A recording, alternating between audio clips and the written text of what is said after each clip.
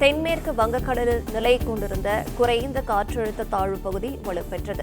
விவரங்களை செய்தியாளர் மாணிக்கம் வழங்கிட கேட்கலாம். மாணிக்கம், வணக்கம். காற்றழுத்த தாழ்வு பகுதியானது வலுப்பெற்றிருக்கிறது, இதனை பற்றின கூடுதல் விவரங்கள். வங்கக்கடல் பகுதியில் நிலை கொண்டிருந்த குறைந்த காற்றழுத்த தாழ்வு பகுதி தற்பொழுது மேலும் வலுப்பெற்று காற்றழுத்த தாழ்வு பகுதி ஆழ்ந்த காற்றழுத்த தாழ்வு பகுதியாக வலுப்பெற்று நிலவி வருவதாக வானிலை ஆய்வு மையத்துடைய அறிவிப்புல சொல்லப்பட்டிருக்கிறது.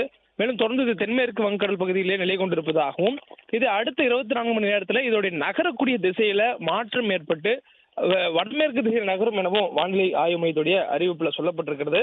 தற்பொழுது இது தமிழ்நாடு மற்றும் தெற்கு ஆந்திராவினுடைய கடலோர பகுதிகளை நோக்கி நகர்ந்து வருவதாகவும், வடமேற்கு திசையில் நகர்ந்திருக்கூடிய நிலையில அடுத்த 24 மணி நேரத்தில் இந்த பகுதிகளை வந்தடையும் எனவும், அதன் பிறகாக தமிழ்நாட்டினுடைய வட கடலோர பகுதிகள் மற்றும் தெற்கு ஆந்திர கடலோர பகுதிகளை வந்து நெருங்கியதுக்கு பிறகாக அது வடக்கு திசையில நேராக தெற்கு ஆந்திராவுடைய கடலோர பகுதிகளை ஒட்டியவாறே செல்லும் என்பதும் வானிலை ஆய்வு மையத்துடைய தற்போதைய அறிவிப்புல சொல்லப்பட்டிருக்கிறது. அதாவது அடுத்த 24 மணி நேரத்துக்குள்ளாக வட தமிழ்நாடு மற்றும் தெற்கு ஆந்திராவை ஒட்டி நகரும் எனவும், இந்த கடலோர பகுதியில் வந்து அடைந்ததுக்கு பிறகாக அடுத்த 48 மணி நேரத்தில், அதாவது நாளை பிறகாக அது வடக்கு நோக்கி செல்லும் எனவும் வானிலை ஆய்வு தெரிவித்திருக்கிறாங்க.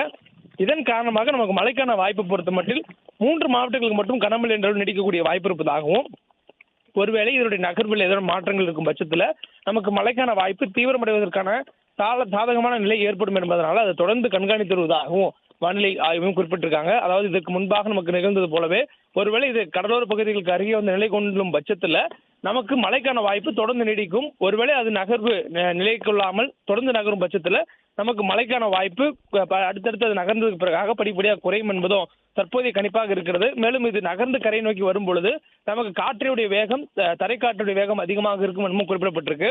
குறிப்பாக கடலோர பகுதிகளில் காற்றுடைய வேகம் மணிக்கு 45 கிலோமீட்டர் வேகம் வரையிலும் வீசுவதற்கான வாய்ப்பு இருப்பதாகவும் சொல்லப்பட்டிருக்கிறது. மேலும் இது நகர்ந்தக்கூடிய இடங்களில் சென்னை உள்ளிட்ட மாவட்டங்களுக்கான மழைக்கான வாய்ப்பு கனமழை என்ற நீடிக்கக்கூடிய சூழல்ல அது மேலும் தீவிரமடைவதற்கான வாய்ப்புகள் இருப்பதனால தொடர்ந்து கண்காணிக்கப்படுவதாகவும் சொல்லப்பட்டிருக்கிறது. தற்போதைய சூழல்படி இது வெறும் ஒரு கனமழை கொடுக்கக்கூடிய ஒரு மழைக்கான காரணியாக மட்டுமே அமையும் எனவும், மிக தீவிரமான மழை பொழிவை ஏற்படுத்துவதற்கான வாய்ப்பு தற்போதைய சூழலில் இல்லை எனவும் சொல்லப்பட்டிருக்கு.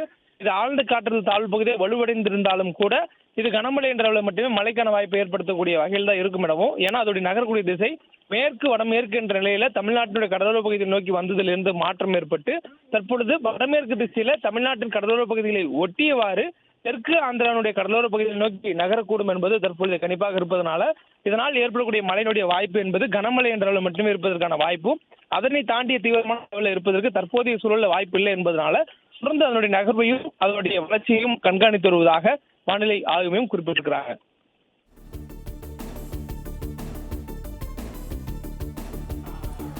விவரங்களை வழங்கியமைக்கு நன்றி மாணிக்கம்.